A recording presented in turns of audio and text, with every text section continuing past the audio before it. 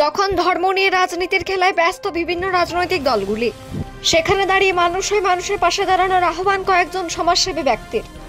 উল্লেখ্য, দুর্গাপুর ফরিদপুর ব্লকের সংখ্যালঘু অধ্যুষিত গ্রাম তিলাবনী। সেখানে সংখ্যালঘুদের রয়েছে মাজার স্থান, যেখানে বিশেষ এই সম্প্রদায়ের মানুষেরা তাদের ঈশ্বরকে প্রার্থনা করেন। এই ব্লকের কুচডিহি গ্রামের অনুপ কুমার সাই নামে এক হিন্দু এই মাজারে আল্লাহর কাছে একটি মানত করেছিলেন। সেই মানত পূরণ হয়েছে তার। সেই কারণে শুক্রবার রাত্রি 8:30 নাগাদ মাজারে চাদর চাপানোর পরিকল্পনা করেন তিনি। অনুপবাবু এবং শান্তি বাধ্যকর নামে তার এক বন্ধু তিলাবনী গ্রামের সংখ্যালঘু সম্প্রদায়ের ইদ্রিস আলী ও গ্রামের প্রায় সমস্ত মুসলিম ভাইদের নিয়ে এদিন মাজারে ভক্তির সাথে চাদর চাড়ালেন।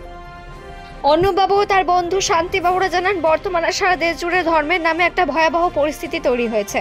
তিনি বলেন, আমরা প্রথমে মানুষ হয়ে মানুষের পাশে দাঁড়ানো দরকার। লাউদুহা থেকে অজিত মিশ্রা, রিপোর্ট নিউজে।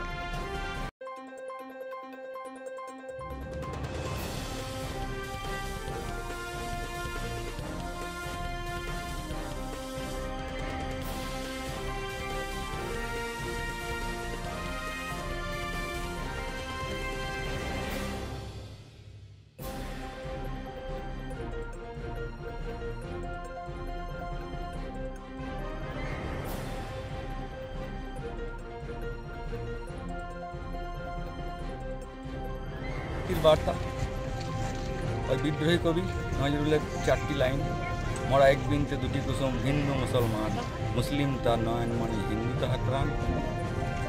এইটুকু। আর কি বার্তা দিতে চান এইভাবে এই অনুষ্ঠানের মাধ্যমে সাধারণ মানুষকে? আমরা সকালে এক থাকবো।